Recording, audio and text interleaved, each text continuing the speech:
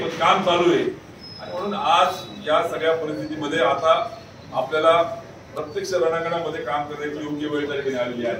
म्हणून आज या बैठकीच्या माध्यमातून एकंदरीत संघटनात्मक बांधणी आपल्याला येणाऱ्या 10-15 दिवसामध्ये आपले नेते त्या ठिकाणी आपल्या उद्धव साहेबांच्या आदेशाने, संजय राऊत साहेबांच्या आदेशाने, संजय सावंत साहेबांच्या मार्गदर्शनाने आणि आपले उपनेते आता गुलाब भाऊंच्या रूपानं ज्या पद्धतीने दिले आहेत, आपली जबाबदारी विशेष वाढली। आता ज्यावेळेस उपनेतेपद आपल्याला मिळालेलं आहे तर आपल्याला जास्त प्रमाणामध्ये त्या ठिकाणी संघटनात्मक बांधणी करणं गरजेचं आहे।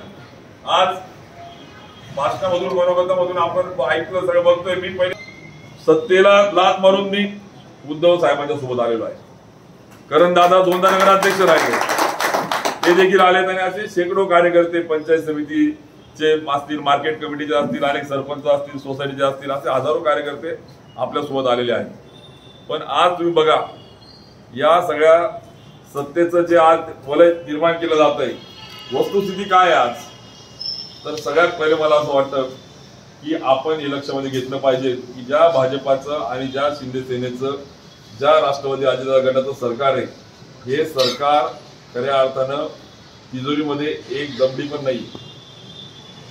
प्रत्यक्षामध्ये 90,000 कोटी रुपये पीडब्ल्यूडीची फक्त देईल आणि आम्हीच दाखवत आहेत, हे तुला हे देतो, ते तुला ते देतो। त्यांना कळतंय की विधानसभेत मिळवलेला विजय हा तांत्रिक विजय आहे, हा जनमताचा कौल नाहीये।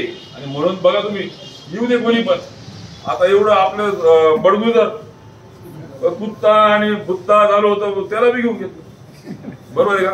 कोणी पण येऊ दे, म्हणजे जिथं आता तुमचा आमदार आहे, बरोबर आहे का, जळगाव धुळे ग्रामीण मध्ये तुमचा आमदार आहे, तिथे पडलेला उमेदवार बी घेऊन घेतला, कोणालाच सोडायचं नाही म्हणतायचं। का बरं? त्यांना माहित आहे की आपल्याला मिळालेली मतं ही जनतेची किंवा सर्वसामान्यांची मतं नाही, हा तांत्रिक विजय। आणि जर जिल्हा परिषद, पंचायत समिती, महानगरपालिका, नगरपालिकेमध्ये ही पोलखोल जर झाली तर त्यावेळेस मात्र चित्र महाराष्ट्राचं बदलणार। म्हणून बघा, निवडणूक पण लावायला लावतात, परत 1 महिना लांबवल्या निवडणूक, नगरपालिका, महाराष्ट्र 1 महिना लांबवल्या परत।